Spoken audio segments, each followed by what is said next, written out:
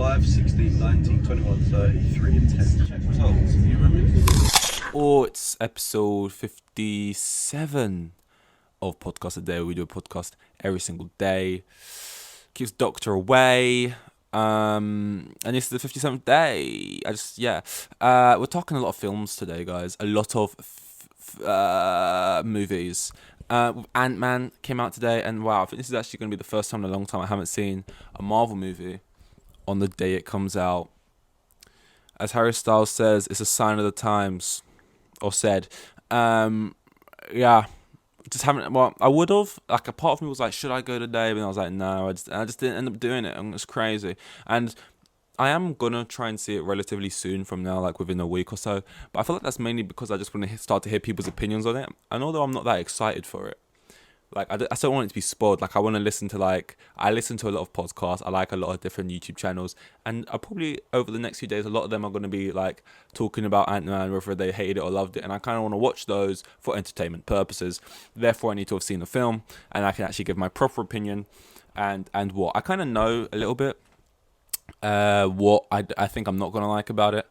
But, like, I don't know what I'm going to... The issue is, what am I going to like about it? What am I going to find redeeming about it? I'm not too sure. I'm a little bit worried, if I'm honest with you. But we'll go into that. Ant-Man 3. Who would have thought Ant-Man would have been one of the characters who needed a full-blown trilogy? But here we are.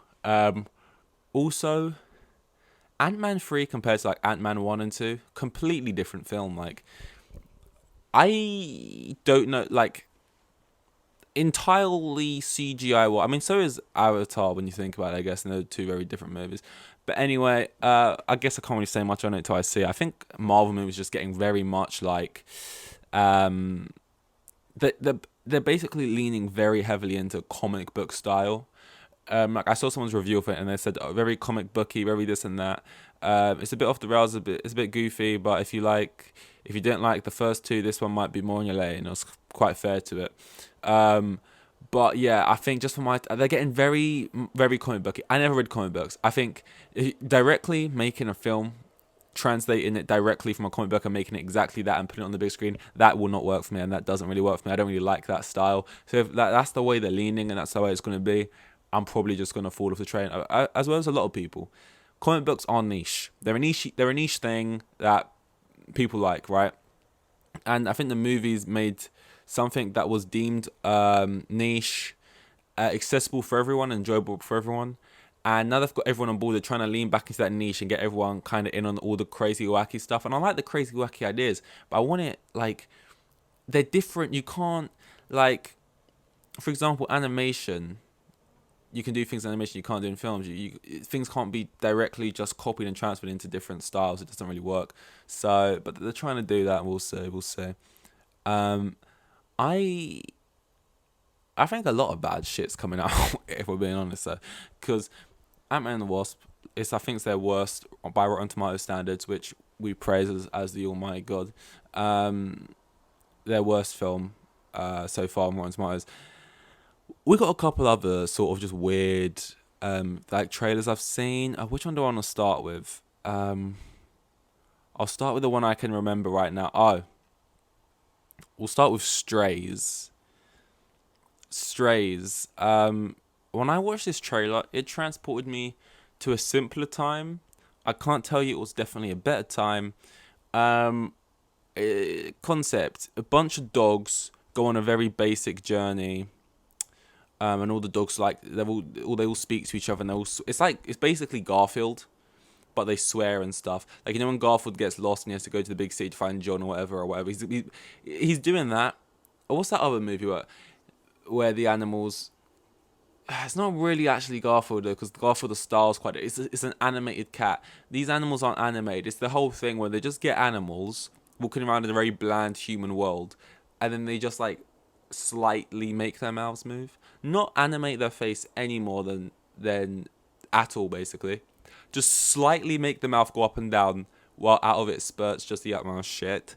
And star-studded cast, I think. Can't remember. Great cast in there, right? I think Jamie Foxx, other people who just have no right being in a movie this bad. I don't know how big the bag was they got paid, but, like, the owner keeps dropping off the dog somewhere because he wants to get rid of the dog, and the dog is so dumb, doesn't realize the owner's trying to get rid of it. Then the dog's now a stray because it's been dropped off too far, it can't find its way back home, and it meets other stray dogs, and they're all like, "What the fuck, man? We're fucking dogs. This ain't no kids movie. We swear now." They swear now. They swear now. And it's just like, it's just like, I can't imagine the people in the boardroom who made this, apart from the fact that I can exactly imagine what they look like. Just like old fuddy-duddy guys in suits. What's funny? What's the kids find? What's going to be raw and raunchy? Like, raunchy was definitely put up on the ideas board when they were, like, brainstorming this film. I guarantee you raunchy was one of the first few words put up on the board. We want something raunchy, and if they boundary push, it just looks terrible as well. I can't really describe it better than I have. What was that chain of movies? Like Space Buds, you know, when it was like those. What breed were they? Labradors, Golden Retrievers. They were Labradors or Golden Retrievers, and there was like Space Buds, Hockey Pals. It was like Hockey Buds, Space Buds. It would just be these dogs just doing really mundane things in every film. Do you remember a movie? Well, they don't speak it. I was going to say. I can't directly. What compels actors to do these just terrible movies? And don't tell me money. I know it is money, but it's just like, I feel like if I was an actor, I would never do a bad film. And I might. And let me correct myself.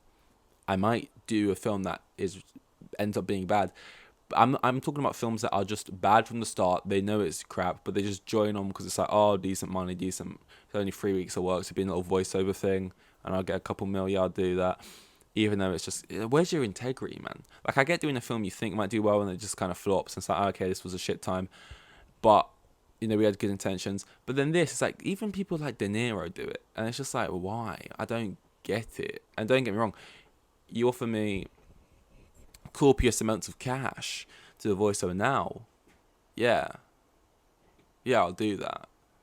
You want to what? You want to offer me like a couple million to voice like a beagle in your adult animal talking movie?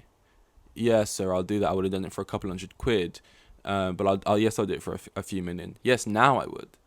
If I already had a couple M's in my bank account, I just got paid a fat bag from playing Iron Man in Infinity War a few years ago.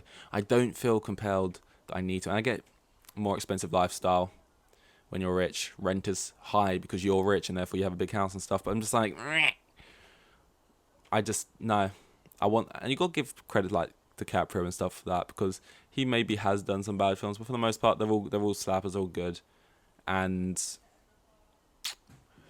there might be some duds, but then there's nothing in the like dirty grandpa, like just crap, just utter crap. I don't get it, man. It's like in football when players go to China, and that excuse is always, you got to understand, I come from a very poor place, I got to do it for my family. And it's just like, in one breath, footballers will put out quotes like, I would do this for no money, I love football so much. And in another breath, they're like, oh, I got to go to China to make an extra 100k a week because of my family. And it's just like, I don't quite understand. So right now you're on 250k a week, and you want to go to China to make 400k a week, but like, you're making so much at this point. How much a difference does it really make? And plus, you're so much more like, your brand can be so much bigger if you just stay and play in Europe. You can go on and win tournaments that have big money, cash prize bonuses and stuff. And you always have the end of your career. If you go to China and do it now, for sure you'll be on that contract, but then you're stuck out there. And then they always regret it. You'll try and get back. It'll be too late.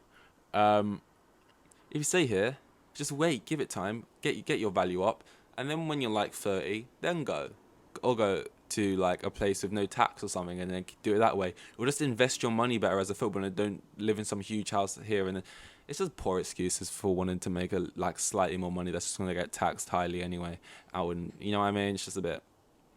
It's like, where's your credibility, man? Where is it? I ain't buying into these excuses. I don't believe it. You've already won. You're already on 250k a week. You needed 400. Was the 250k a week still not enough to provide for the fam? Maybe if you just downsized and didn't live in your 9-bedroom house and said you live in your 5-bedroom house, you could do it instead. Maybe that was another option. But sure, go play in the Chinese league when you're 24. Or maybe it's just they deep that actually I'm not like good as I think I am, and maybe I'm gonna get sold this season. And I don't know. Personally though, I don't know if I would do that. What's the other film? Oh god, this is probably the worst news. Even worse than Strays. Strays is something that's like, it's like Cocaine Bear. It's like, these crap movies that get put out, they're kind of funny to laugh at the trailers, whatever. It's whatever. This is actually something that's like, is almost worse. It's almost more criminal. Toy Story 4 just won't end. They keep wheeling out the ancient bodies of Tom Hanks and what the fuck is the other one called? Tim Allen. Just fucking just like the bodies just sort of rolling them over, stiff and cold. Get up, we're going again. Get the band back together, we're doing it again. Toy Story. And it's like, I know we have the same thing with Fast and Furious, but that's like set up to be that way. Like, yeah, that's always going to be a film they just do 100 of, 1,000 of. They're never going to stop. Toy Story, it's like, oh my god, we ran out of steam with this time ago. And we're meant to be like a company that's like known for always creating fresh new films and that. Always got new like creative ideas. Like House, old man wants to go to waterfall where his wife dreamed of going, so he gets balloons and flies his house there. Rat controls man with hair and makes him great chef. Critic finds out all food is cooked by rat, not even weirded out by it. Still eats there, rather on. Anyway, that's not the point. You know, good film ideas. Even Toy Story. Toys, if they could all be alive and talking when you leave the room, they're up doing stuff. It was good at a point. But now it's like every single year they say they're going around and it's, we've run out of ideas, so we're doing Toy Story 2049, Return to the Story with Woody and Buzz, Toy Story. It's like that Rick and Morty thing. It's less cool to quote Rick and Morty, but you know. Rick and Morty in that when the season ends, it's like, we're gonna go forever, Morty. It's Morty and Rick season finale, Morty. We're gonna go do seasons Morty and Rick, it's Rick and Morty. It's just like that, but just non-stop. Toy Story 25, Morty. It's Toy Story back to school, Morty. It's Toy Story all grown up. Woody's divorced and he's lost the house and the kids. Harry hasn't got. He can only see him on the weekends and he's dying. Woody dies. More. It's just like, do you remember when they like basically said Toy Story 3 was the end? Like, this is the issue as well. None of them are like bad, but it's just like Toy Story as a franchise is like 50% endings. It's just always ending. It's just always the end. We're just, how many finales do you want? It's literally majority finale. What is so fucking weird? I am assuming, and I have to assume, Toy Story 5 is going to be an ending feeling movie, which means if you actually do end it there, 3 out of the 5 movies, which is, I don't know percentage wise, but it's 3/3 of your films are endings. What the fuck, man? Toy Story 3 came out like 2013 or 15 or some shit, and we're still doing this. You made Toy Story 4. Why? Yeah, it's all right, but it's just so unnecessary. Then you made Toy Story 5, and it's just like, okay, you know what? Just keep doing it. How long can you do it? How long can you make movies where you claim it's the end and just do it forever? That can be your thing. Toy Story 13, it's the end this time. No, really, this time it is. And then spin-off movies. Buzz Lightyear. Go on, make a movie, a kids movie called Woody. I dare you, do it. You know, I wouldn't put it past them. And I guess what? It's gonna be alright. It's gonna be 7 out of 10. it's a franchise that for some reason they just can't slip with. They can never do a bad one of it. There's a certain level of quality that'll be always tinged over a Toy Story movie as a kids film because it's Toy Story, but it's just like, why, man? Why you gotta end it? You're killing the art form. People don't care about art, man. It's always just like money, money, money. Even in artistic industries, it's just like you don't want to try and make something new. You ain't got no integrity. That's what I'm talking about with the whole actors and the thing. It's just like, why do people just not care about that stuff? It's just like, how much can we squeeze the living life out of fucking Woody and Buzz Lightyear's lifeless little corpses? You're gonna be wheeling Tim Allen and Tom Hanks in a wheelchair in not too long. But hey, it's the world we live in, guys. And Fast and Furious, actually I should probably split that for another time. But I don't even understand Fast and Furious. I mean that on a literal level. Not that I'm saying I don't understand why people like it. I'm not saying I don't understand how it's been going on for so long. I'm literally saying I don't understand what it even is. But I'll talk about that another time. There is good stuff coming out. I mean, I also saw a post on Twitter like, in the month of November, there's these many whatever films coming out. It's like, whoa, so many big titles. One of them being Dune Part 2. Can't wait for that. I think that's going to be sick. I don't even think. I know it's going to be great. And I look forward to that greatness. And there's few films in the world where you're like, oh, I know this is going to be good. I don't need a trailer. I don't need information. I don't need news on it. I don't need anything. They're going to make it, and it's going to be good. 100%. Not even a small chance it is bad. Maybe it's like a little flattened point. It's a little slow pacing. 0% chance it's bad. 0% chance it's bad. So I look forward to that. And yeah, that's my dog. So it's a good time to stop it. But yeah, Strays, Ant-Man, and Toy Story 69. Let's look forward to that. See you in 50, whatever it is. Here with the kids. And they had like 3 kids, and the geezer was probably on like maximum 20 bags a year. Like the most boring bloke you'll ever meet. He was like,